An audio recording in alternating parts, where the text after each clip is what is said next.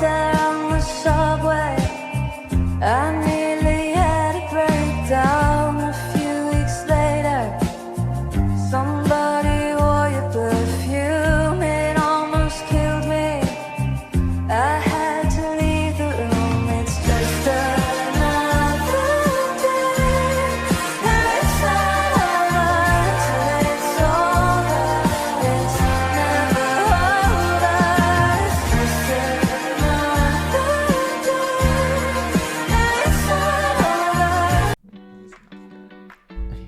Hi, I'm Alex, And I'm Tim. and this is Twinfluenced, our podcast with hot takes and unfiltered thoughts about everything pop culture and current. Join us every Tuesday. And get Twinfluenced. Alright, welcome to Twinfluenced. We got a great show for today. We're trying to get this stuff finalized. Okay.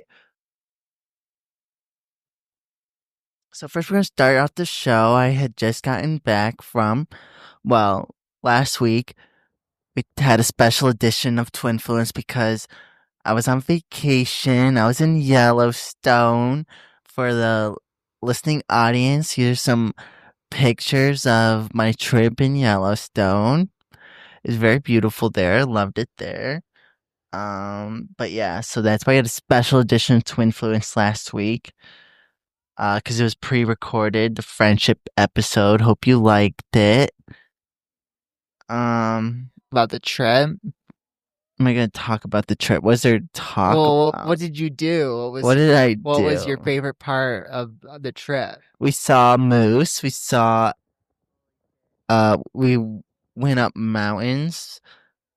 It's just if you love nature, then you'll love Yellowstone. We saw bears. We saw What was your favorite part of the trip? all of it.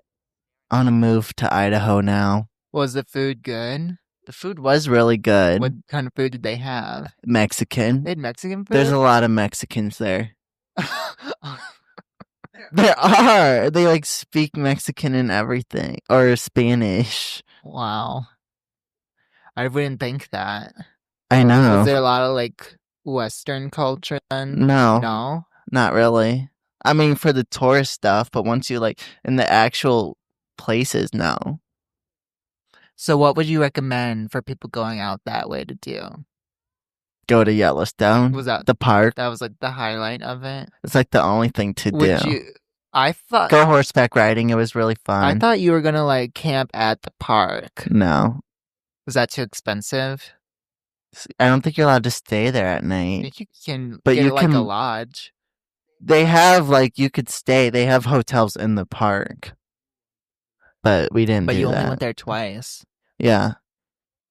Well, so what else did you do? Well, we spent 2 full days at the park, and then we went to Grand Teton, which is a different park, where we went to Jenny Lake, and then which had the crystal clear blue water, beautiful water. You could just go swimming in it. I wish it was too cold to swim, but I would have swam. That's when we climbed this mountain, and we walked 8 miles, and then the park is where all the animals are, except for Jenny Lake is where we saw the moose. We didn't see any moose until we went. So the highlights are to go to Yellowstone and go horseback riding. Yeah. Great. All right, you want your gift now? Is that Okay, what I'll you're take saying? it. Here's your gift. Oh wow. What is it? We should zoom in on you. Yeah, let's zoom in and see what the gift is. Oh wow, close up.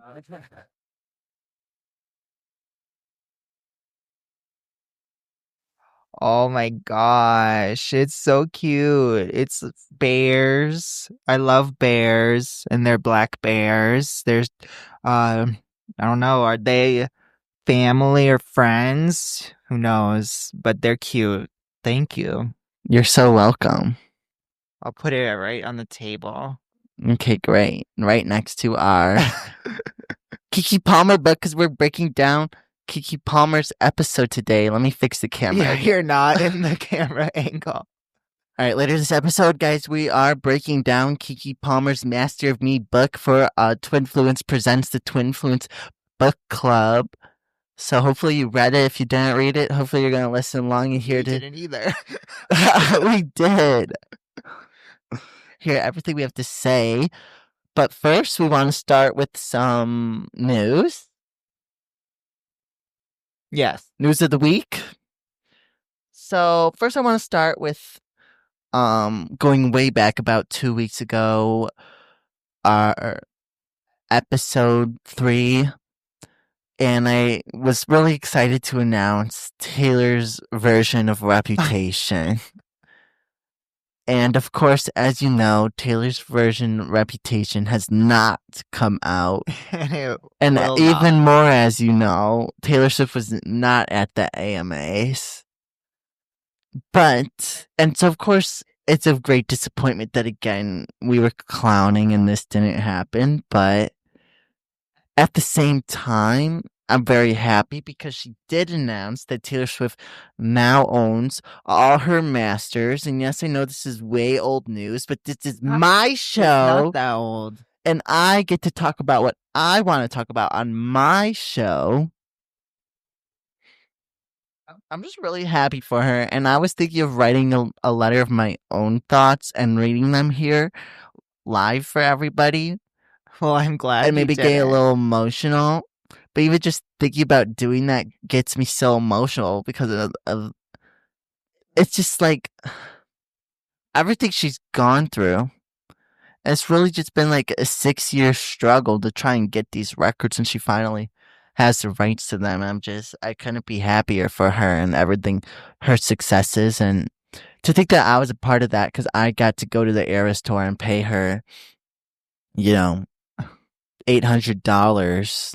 That's crazy. To think that went towards her being able to get her legacy back. She could have afforded it already without you.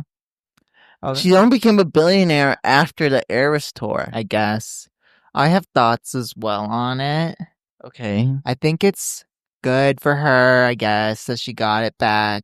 Because I do feel like artists have a right to own their work for sure, especially since she wrote the songs herself and they were sold without her permission.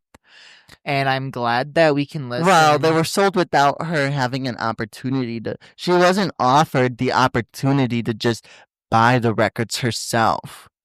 They were just completely sold without any notice. So, without her permission. But it's more than just without her permission. It's about whatever. Nitpicking my words. I am. So, I'm glad that. Because I think you gotta get it right. This is a fact-based show. Well, I'm just glad we can listen to her OG stuff and that's better than the newer stuff. Like Out of the Woods is better. Oh my God, no! Out of the Woods. I like the Taylor's versions. I think that's what I was actually gonna ask. I was gonna say, do you think people have to pick and choose? Like, is everyone gonna drop Taylor's versions, or are they gonna pick and choose what they like? Some of them are better. I think people are gonna pick and choose because some of the Taylor's versions are genuinely better, but some of the OGs are better. But I do think we're never gonna get a full Reputation Taylor's version. I think maybe we'll get like a few songs. I think we're only gonna get the vault tracks. Yeah. You're gonna get a vault track. And Reputation's my playlist. favorite. I really was only looking forward to that. And Debut. I like Debut because that's the OG Taylor. If you know, you know. But she said she recorded it, so I think we're still gonna get. I think we'll still get a full Taylor's version of Debut with the vaults. I just don't think we're gonna get a Reputation. I would think that she would release everything that she's already recorded because she knows people are gonna buy. Look, people bought the horrible Tortured Poets album over and over and over. How dare you say that? And it was all horrible. she would do It was like not horrible. Swap in a song. No. It was not horrible. It is horrible. How could you? It's one of the best albums. No, it's so boring. It's not boring. It's really, I guess, to know it, and you just don't know it. I've listened enough to know that I don't like it. You don't understand it. There's nothing to understand. There's just like, it's not an album that you're going to get the first time you listen to it. After the second or third time, you're really gonna be like, "Whoa, this is nothing I've never So heard what is it before." about? It's about great torment, internal despair, about isolation. It's about dying I and being also reborn, and it's about new love and old love and fake love and real love, and it's about finding yourself and who are you and I just changing yourself for the people around you, and then coming to your own terms of who you are. I just don't like when rich people talk about how depressed they are. Nikki Glazer, I saw her like over the weekend or a weekend ago, and she said this great joke that was like, I have everything I could ever want, and I'm still depressed. So it just makes me feel bad for you guys. And I'm just like, yeah, because everyone's depressed. Don't you have a double standard then? You just said you don't like when rich people are still talk about how depressed they are, but she just made a joke about it. And you're like, that's so funny. Because Like, you're she's so good. pointing out the fact that like life sucks. So she could talk about how she's still depressed. You're not saying, why the fuck is Nikki Glazer depressed? No, You're saying I'm like, just saying I don't it's wanna, a double No, standard. I'm just saying I don't want to really. You don't want to hear hear it it. from, you don't want to hear real life songs, but you But want to if hear. I don't think she lives in the real life. I don't think Taylor lives in the real life. She's never had a real life. Her life is It's great. her life. Her life is great. I wish I had her life, but she's never had like a real life that we've had. So I don't Okay, want to but hear that's- it. Okay, but it's from heartbreak. It's not. She's not depressed because she can't pay her bills. She's depressed because she still deals with human nature of heartbreak. So like, and imagine the all that people stuff. dealing with that, and it's like also But that they doesn't can't pay take their away bill. from the people dealing with that. But it's like, Straw man. but then it's like they wouldn't last an hour in the asylum that they raised me, and it's like you grew up, you had a wouldn't privileged last an life. hour in the asylum where it's about all the hate she gets all the time. And it's like, well, she It's not shouldn't care about- about that because she's literally a billionaire. This is why we need. It's like you talk about Reputation as your favorite album. And you don't even understand what she went through. She didn't even go I through do what understand. other And she's standard celebrities she went was through. canceled for a long time for sure. That's the asylum.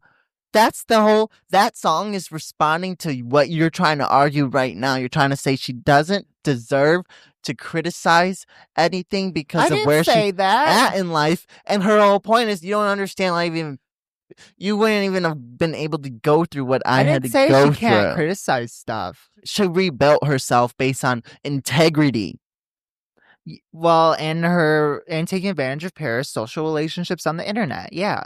No, she doesn't take advantage of parasocial relationships on the internet. Yeah, she does. That's her whole brand. Making it seem like her fans are her best friends. Friendship bracelets. No. Inviting them to her house. How does that take advantage? It doesn't take advantage of people to be like, But come to my house and listen to my. But it's like, wow, that could be me someday. I should keep listening. And I'll befriend her too. Are you ridiculous? Every Taylor Swift fan thinks they're going to meet her one day. I mean, a lot of Taylor Swift fans have met her. Fans meet celebrities all the time. What the fuck do you mean? I don't think I'm going to meet all of my favorite celebrities. I don't think I'll ever meet them, and I'm content with that. I don't think Taylor Swift is more profitable because she somehow got. This is another thing she responds to. Remember when she said, put narcotic. The only reason people are listening to her music is because she puts like narcotics in her songs or something. Like she is like subliminally messaging her fans. I don't think it's like subliminal messaging. You just said that she targets her fans and messages them through parasocial relationships. That's just and marketing. That's the reason but that's not subliminal messaging. That's marketing. The reason that her fans listen to her, and it has nothing to do with her music or the fact that people just enjoy her music. That's what you're saying. I said that she uses parasocial relationships. That doesn't mean that people don't like her music on its own, and that doesn't mean that her music is necessarily all bad. I just think that this mediocre album doesn't deserve the praise that Swifties give it.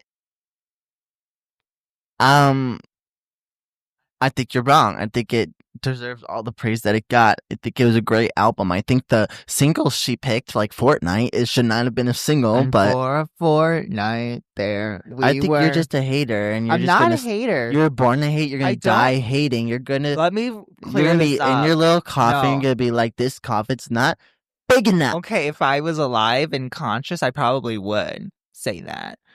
I don't hate Taylor Swift. I just, when someone is so over, like, blown up and like over popularized, it makes me think like that's really not. I don't think anyone in particular deserves that. And I feel like for her to be so like She gets just as much hate as she does love. Like, she's not overly blown up and over. Like, it's very much like she gets it both ways. So it's not like, I don't feel like you need to come in here and be the grand humbler and start accusing her of crazy I just things. think that Swifties, I think we can appreciate artists for who they are. For sure. I just think that Swifties ruin the brand for me. And I think she allows them to. No, you don't have control over your fan base. You don't, but I think she does. No, Not you don't. like, you know what I mean? No, you don't have. No one has control over their fan base. Only one person I know of has control over their fan base, and I won't name them here. Nicki Minaj. Only 2 people I know have control over their fan base, and I won't name them here.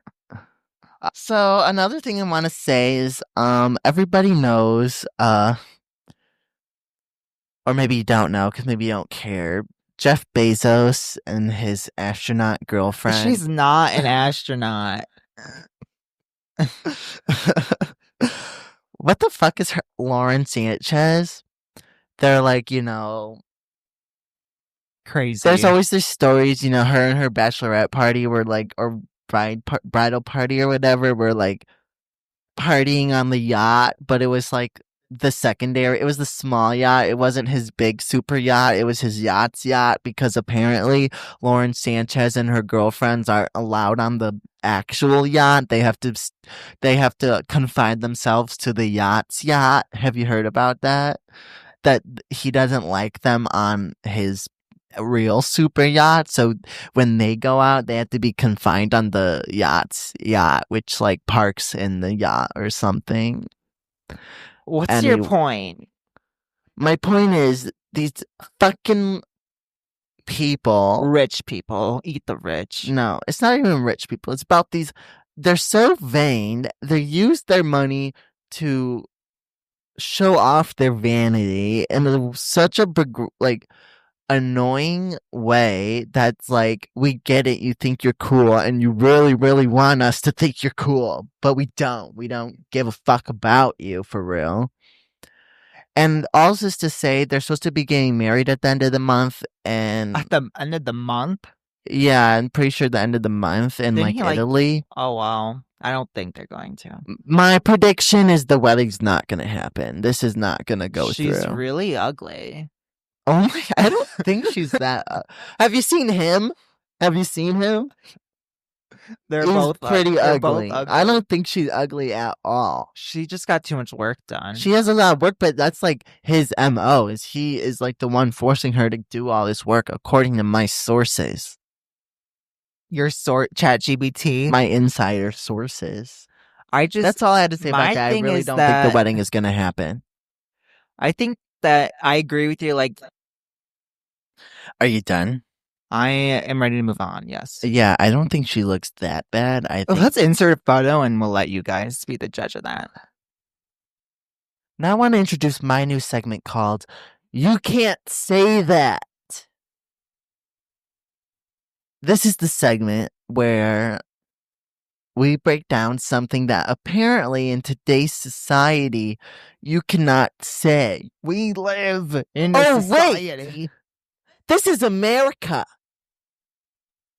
What am I talking about, you're asking? I'm talking about TikTok's new censorship guidelines.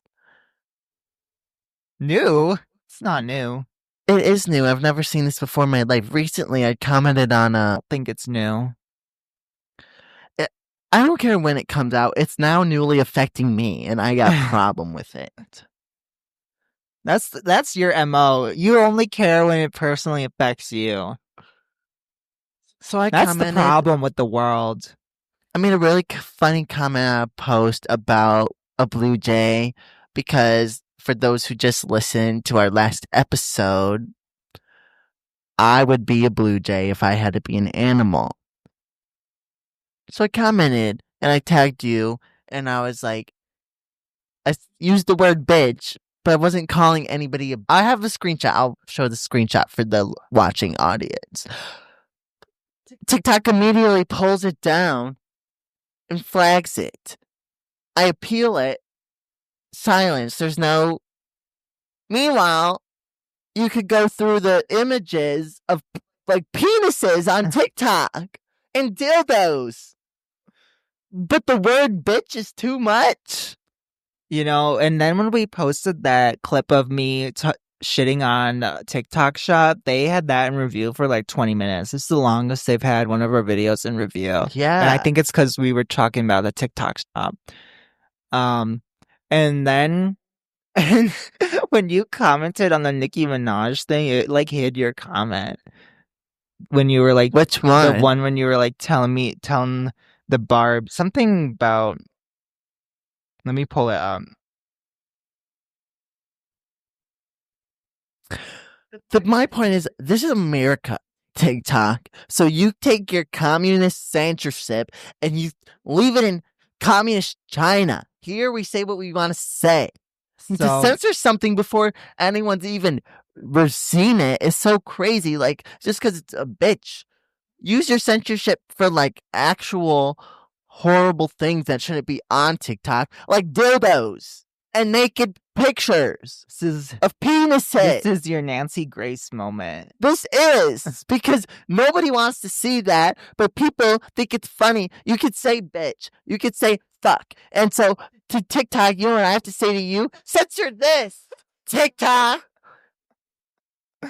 On TikTok, under our Nicki Minaj video, there it says view folded comments. And it says folded comments are similar to others flagged by our community and may affect your well-being. And it's you under the Twinfluenced account adding me saying Timo may not want to be associated with the queen, but he's still her son. Go sit on the potty. And they hid that. Because I said go sit on the potty? I guess. But you my son go sit on the potty. They're not real. Oh my God, they're not. But my thing is, TikTok is censoring barbs. They're censoring strong, independent voices. You don't like censorship when it affects you. But years ago, I may or may not have referred to Alex in a direct message as a cunt. And then he reported that comment, and I was banned from direct messaging for months. And so he doesn't like censorship when it personally impacts him, but he's more than willing to censor me, as shown when he edits this podcast and censors me constantly. But the difference is I reported that comment or that DM. No one reported my comment. It was a second after I posted it, they took it down. That's the difference. No one is reporting these stuff. But they have. And then I report things all the time and they say, I report literally robot scam accounts who are like fake accounts of people I actually follow who are then like, 5 of them all DMing me. I report these accounts. They say these accounts are not violating our standards. But my comment is? Because they have very wishy-washy guidelines. Because they're communists. For my class. They support scams because that's what they do in China. They steal people's IP. Well, they're in Singapore. And data. They're not actually in Singapore. Yes, they are. They're a Singaporean company. No, they're not. They're a Chinese company. They want you to think they're in Singapore so they could say so that China can't even use TikTok because they banned it for free speech. Oh my God! Speaking of, so now they added the stem and they're applying it to us, and they should just bet out. I had to read I for my social media class from ed school, and I read the guidelines for. So that concludes our segment for You Can't Say That. Oh, wait, this is America, and you can say it. Next, we're going to. What's next? Okay, you have your segment. Leave them alone. So this is the segment where we take people who are. Segment. Next, we're going to. This is the segment where. Alone. This is the segment where we take someone who's getting an unnecessary amount of hate, and we say, leave them alone. So I'm going to start today's segment of Leave Them Alone with. See, he's the hypocrite of TikTok. You make something yourself and then they steal it and they say it's their idea. Claudia and Jackie of the Toast. Leave them alone. They didn't do anything wrong. Yes, they're out of touch. Yes, they say things that show you they don't have a grasp of the real world sometimes. When they talk about renting, it's so easy to just rent a Gucci bag and rent a Tesla and don't buy the Gucci bag, just rent it. These are not problems I have because I can't afford to even rent a Gucci bag, let alone buy a Gucci bag. So they're out of touch New York socialites. But that doesn't make them bad people. They're funny. And Turdy is a mother now, and a healthy baby boy, and I just say, leave him alone. No rebuttal to that, so just move on to what you have to say. I am going to rebuttal, actually. And I don't. This is leave him alone. The point where I defend the segment where I defend people who are getting too much unnecessary hate. You don't get to then pile onto the hate. That's the whole point of the segment. No, the point of the segment is just to express your opinion. I can express my opinion. No one cares about your opinion. I don't think they get enough hate. I think if more people knew who they were, then. And who are they? Exactly, I don't know. I've never really listened to them. But so that just proves my point of you just said I think they should get more hate, but the whole point is they get too much unnecessary hate and you don't even know who they are and you're hating on them. That just proves my point. They're really annoying. That's your opinion. I heard they don't like their followers. The That's toasters, fake. That's fake news. That's fake news. Of course they like their followers. They're nothing without their followers. Real. And we're nothing without ours. We're nothing. Period. Period. Period. So that's the show for today. My Leave Them Alone. A particular contestant who goes by Mistress Isabel Brooks. I've never seen her on I've never seen any of the newer seasons, so I don't know. But people always hate on like the quote unquote villain. And I just think we need to keep in mind that this is supposed to be like a fun show and you don't need to take it seriously. And you could dislike someone, but you don't need to like take it that. They're walking like on a runway and they're men in women's clothes. Like it's not serious. Men and women's clothes. It's not that serious. No, it's not. It's fun. And it's drag. So and leave them alone. Got that off your chest. Leave him alone. Great. Now it's time for our Twinfluence presents the Twinfluenced Book Club. So for this first book of the book club, we read Keke Palmer's book, Master of Me. It came out November 2024. Yeah. Late last year. Let's just rip the Band-Aid off.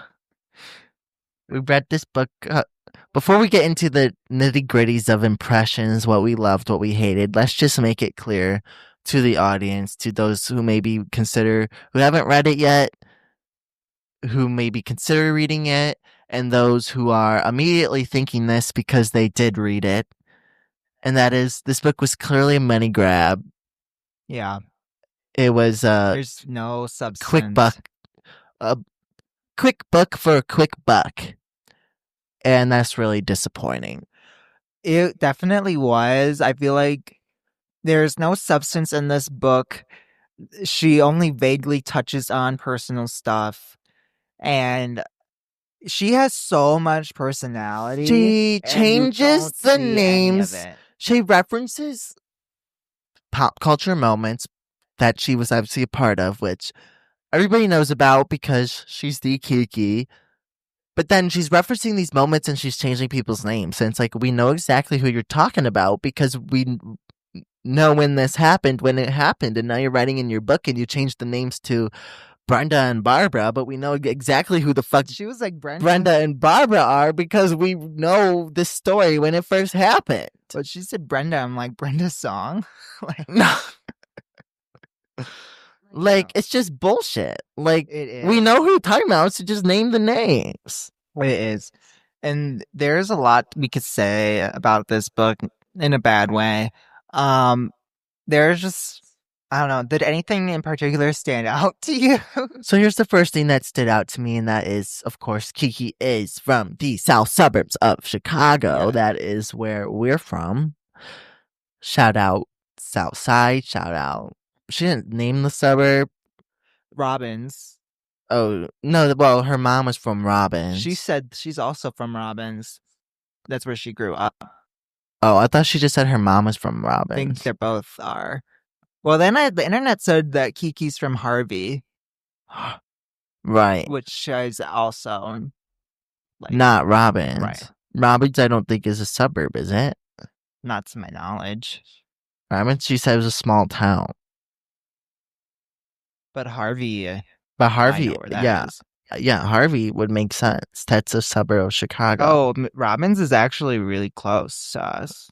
Where is it? It's in between Midlothian and Blue Island. So maybe she did grow up there. Okay, but anyway, so she grew up basically close to where we grew up.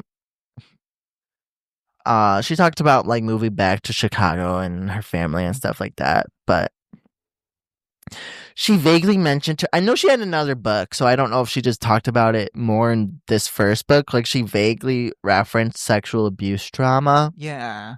But she didn't dive into it at all. At all. And that's fine, but I don't think she owes us to talk about it, but if you're going to mention it, I feel like it didn't contribute to what she was talking about, to where, like, why are you mentioning this if you don't feel comfortable talking about it? I agree.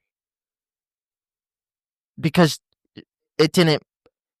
So let's just get into I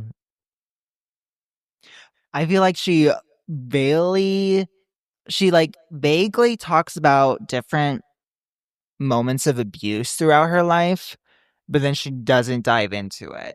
Everything she says is so vague. It is so vague. And then she talks, I feel like to be a child actor in of itself is abuse. And she talks about... Well, and I heard this on her book tour when she was talking about how, like, she was, like, she's seen some things, but she always talked about how, like, she had strong parents and her parents are always really involved, so she was never personally, like, that inflicted by anything. But... because of her upbringing, for the most part. But I know she gets into a little bit of other stuff. But then she's talking about in her book, this is one of the few personal stories that she shares, about how the first time she had to kiss someone on camera. Oh, yeah. She talks about how uncomfortable that was because it was like an older person. And it's like, that's low-key abuse. And he was like upset that he was like, she thought she was being unprofessional. Right. He like made a thing of it. Yeah, I get that. But then like... But you're jumping ahead. That was like later in the book. No, that was really early on. No, it wasn't that early on. That was like halfway through the book. Okay. So part of this book, reading it, was like, at least for the beginning of the book, was like, I felt Oh, I forgot to mention, I'm wearing my new Yellowstone shirt from my trip to the Yellow. This is literally, we're past that. I forgot to say it. So, when you do the most, it unlocks your ability to be unique and original.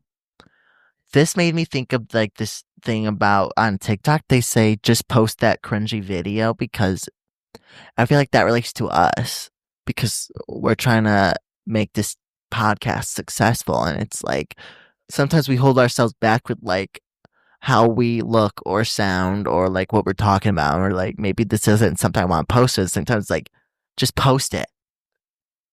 I like that. Yeah. I liked, oh, But don't you feel like a lot of her she talked about discipline. I thought that was important because you really have to be disciplined in society to get things done, even though it's not like an original idea of hers. That's the thing. None of this is her original thoughts. No, yeah. And it's all super vague advice and it's really preachy. Another thing she said, this is a quote. I gave all my time like any one of us does any job. Oh. No, the fuck, we do not. There are a lot of jobs. I give my job from 9 to 5. That's it. Exactly. For me, it's like I go to work and I go home. Yeah, so I don't know. Maybe that's why she's the Keke and I'm just But Alex. it's like her job is her brand. Her brand is herself. And for us, this is just like, yeah, and but the regular person can't relate to that. So this was in the context of she was talking about like balancing her brand versus still working on set and like balancing that kind of time. But it's like obviously we do that too now, like because we're taking like with this new hobby or whatever, it's very time consuming to like post edit everything. But it's like at the end of the day, like I'm not trying to balance this because at 5 o'clock I'm done working and then I dedicate a time to what I want to dedicate my time to like promote this, to promote other stuff on TikTok, to promote just like reading or writing, whatever. It's not that much of a struggle. Well, like, and then at some point in the book, this might be skipping ahead, but she talks about hustle culture, and then it kind of relates to that because it's like she hustles, but she doesn't hustle in the same way the average person would. And it's just she'll different, never know yeah. what it's like to work a 9 to 5 or to work in retail. Yeah. Okay. So this goes off to what another note I wrote down, which she talks about. She has like a whole chapter about the freedom to say no. Mm-hmm. And she said about like it was important to her to say no to certain things so that she could build her own brand. And my takeaway is this is a message that celebrities tell each other. This is not a message to the real people because at the end of the day, it's not helpful. Like, yeah, we have the freedom to say no, but if I say no to my job about something and I like, maybe I don't get fired, but maybe I lose pay for the day or something. Like, that's something that, you know, if you're living paycheck to paycheck or like you just have low, it's just not it's not a message to include in a book when you're trying to like teach people how to be successful because you can't do anything with it. She said it takes time and confidence to have the freedom to say no, and that's not true. It takes reputation, stability, and independence to have the freedom to say no. So that's my thoughts on that. What more do you want to say? Because I have stuff for that. I have a summarization of the first 60 pages. She says her takeaways are that authenticity, perfection is a burden, and self-awareness is power. And my reaction is, I didn't read this book to know that. Well, it's like I didn't read this book to know any of that. Yeah, like it's again a money grab. In other words, people's judgment comes from their own insecurities. No shit. Well, it's all really like vague. Everything she wrote was just like no shit. We know this. It's like, pop psych. It's all bullshit. Repetitive bullshit. Yes. This did make me think of you when I read it, though. Pretending to not know out of fear of what will be expected of you. That's Timo in a nutshell. What? You pretend to not know how to do things because you don't want people to expect you to do them in the future. That's you. That's you. Are you fucking kidding? It's not me. That's 100% you. It is me at work, but it's not. It's you in real life too. But that's okay. All of the advice I get at work is don't tell people you know how to do something because then you'll only do that forever. People have told me that Okay. several times. I'm gonna talk about. Okay, what did you think about her and her parents? Because I feel like she talks about how like great her parents are and stuff like that, and we know they have ups and downs that she vaguely hints at, but then Uh-huh. she doesn't dive into it at all. And there's just different moments that like really make me like raise my eyebrows. Like she always talked about like her parents were threatened by her fame. But then it's like Yeah, like she she talked talked about how her parents didn't want her to have so much fame. right, or And like they that would they like were gonna hold her. be usurped by it, or Yeah. that. But then she talks about they're financially dependent on her. Yeah. So it's like that seems very toxic to me. I think that just comes with being a child star. When you're a child star, your family, like, because they also don't have real lives or jobs because their job is getting her from set to set and getting her ready. So like, they become they kind of invest their time and energy into their daughter to be financially dependent on her. I don't really have much more to comment on it because that's just like the child actor, child star kind of dynamic that parents set their. I don't know. I don't think parents should let children be I stars, but agree. that's the route they took, and so it is what it is. Okay, and then there was the part where she's talking about her network, Key TV. It's like a production Wait, you're way company. jumping ahead. Oh, you have more to say? I have way more to Okay, say. go into it. I have a question for you. As an atheist, how do you react to reading books like this, and also Tabitha Brown?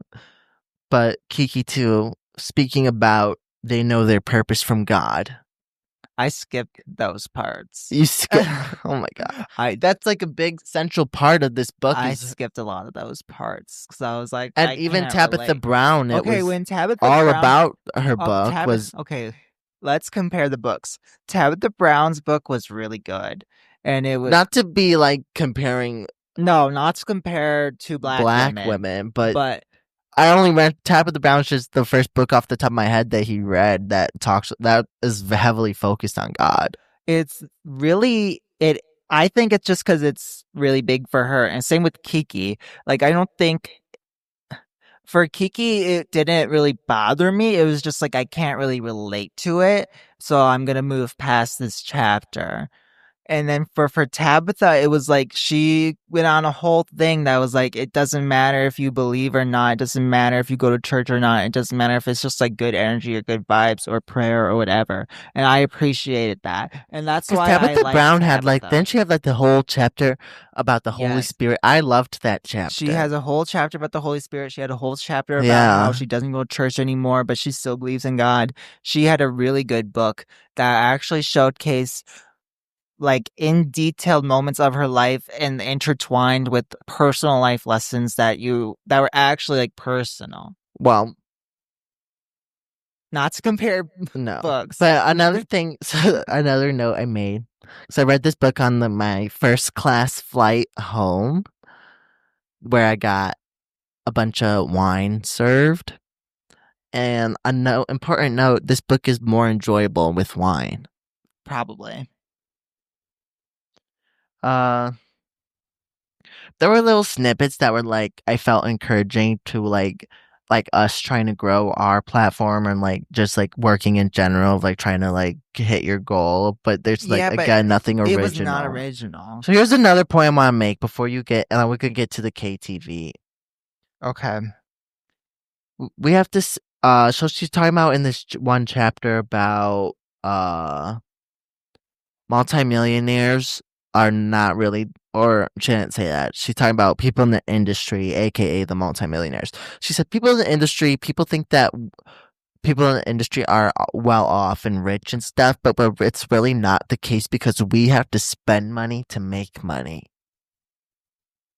But I don't want to hear your gripe, not to be Chapel Brown, but I don't want to hear your gripe about it because you're still a multimillionaire. And the reason you have to spend money to make money is because you want to live in a $10 million home. So you got to spend $100K, $200K, or she talked about having to spend $300K to make her movie, and that was like a lot of money for her. Yeah. Yeah, some people don't even have that to buy a house. Like Most people most don't. people. Not in today's You have to spend economy. money because you want to fly private and you want, the newest designer dresses and you want the mansions and the estates, which is like Well, good the- for you, but don't talk about how we don't understand what it's like to be in the industry and that really you're not as rich as people think you are because you have to keep spending your money to maintain your lifestyle. It's because this book isn't for us. It's for It's other rich not, people yeah. like her who just want to pat themselves on the back and be like, I worked so hard. And she does work hard, and she is a hard worker, and she is very talented. It is, but don't compare yourselves to us, like Exactly. average people, because Exactly. like you are. It just shows that you actually don't like she's and she can't have it both ways. She can't talk about like she's that girl with those she's the asset with the assets. Like she kept talking about that, but then she simultaneously wants to say she's still got to work hard to afford her lifestyle. Right. Like you could buy a nice little $400,000 house today and never work another day in your life, but you don't want to live in a small little $400,000 house. You want the multi-million-dollar estate. Mhm. That's why you have to work. So put it in that perspective.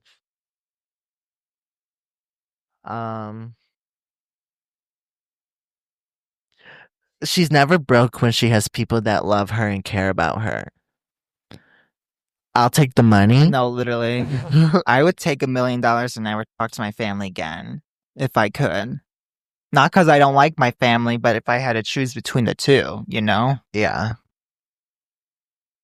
So, there's one more quote I had that I want to talk about.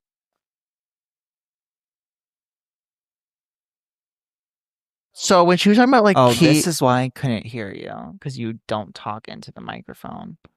I'm talking to the microphone right now. Like this. Like this, but it's still in the No, microphone. but you were doing that and I couldn't hear it. I'm just correcting it as I see it. I think it's fine. You gotta talk into the top. I'm talking into the Okay, top. What's your quote?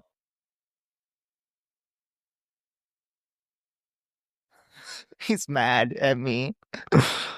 My purpose is ignited and informed by my power, which I get through by the way I show up for myself and so many others.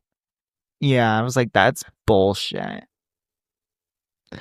It doesn't mean anything. I know. All right. Okay. Go ahead. Let's wrap this up. Okay, this is what I want to talk about before, and then I'm going to get into some that stuff that I did like about the book. But I want to talk about, she talks about her own network, her own production company called Key TV. On my own TV production company. I've never heard of it before. That's Nicki Minaj's song. And at first I was like, oh, that's kind of cool that she came up with this. I was like, this might be a really interesting chapter. And then quickly I was like, no, this is just self-promotion, talking about her weird projects you've never heard of. And then she kind of referencing things that I was like, what the fuck?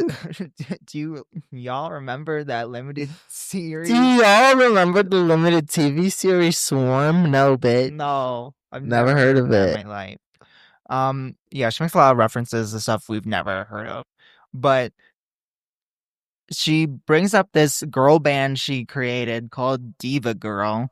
And I was like, what never the fuck? heard of Since them. when? I'm like, what is happening? Maybe we're fake fans. We're fake Nicki fans. I think we are fake Keke fans for sure. Oh yeah, fake Keke fans. But yeah, I felt like a lot of this was just self-promotion in a bad way because there was nothing. It was a money grab. There was nothing intriguing about it. But I do think, I felt like it should be more stories of life on set. Like that is what people want to hear. That was the only interesting. That was like the Key and Peele part. Yeah, that was that was a really good part. Yeah. But and even like the tea of like even though she didn't name that, it was obviously she was talking about Scream Queens with the Right. Brenda and Barbara, but she didn't name the show and she didn't name the actresses. But then she goes in an interview. But she's told the story 1,000 times and she acknowledged exactly who and what it was about. But she's never acknowledged who, but she has we know who it was. we know but because she's we know never who the bitch. Especially when you take. She said the person was too into their character. There's one person on that show whose character is like the major bitch. It wasn't Emma Roberts though. It was Liam Michelle's, who everyone thinks it is. I don't think it was. I think it was Emma Roberts. No, it's if you know what we're talking about, do you think it was Emma Roberts or Liam Michelle? I think it was Liam Michelle. Hey, thank you. I'm fucking Martin Luther King. But I thought something I liked about the book, I liked chapter 6 where she talked about being compared to an unnamed former child actress of lighter skin tone, aka Zendaya, and their careers. I liked when she was talking about that. And how she doesn't want to be compared to anyone and how she shouldn't be compared to anyone. And I feel like that's just true of any artist. And then when she talked about chapter 12, I thought that was good too. And talking about her experience also as like a new mom and postpartum. And again, she doesn't go into super detail, but that's like when the few. No, yeah, I thought when she was talking about, I couldn't personally relate, but I thought it was good. All the parts that she's talking about her son and being a new mom. Yeah. And then she would vaguely mention like her baby daddy and all the drama, but then she don't want to actually talk about the drama. Which even then I get, because it's like you're writing this in a book and you have a son and you don't want to drag your son's father in a book that you would think you might the why, but then it's read. Like, but then don't mention the fact that you can't stand your fucking baby daddy. Then just leave it out. I agree. That's the moral of the book. Is like talk about it or don't. And she don't want to. And she don't. But she yeah. That's really all I have. I could keep going, but I think that you get the gist. I agree. So that's that. So that is part 1. We'll wrap it up here. And so we'll have it because we're a little over time right now, I think. Yeah. Not done. And we have a lot to get to still for this week. So we are going to wrap up part 1 right here. And we are going to come back with part 2. To be released later this week. All right, guys? Okay. Thank you.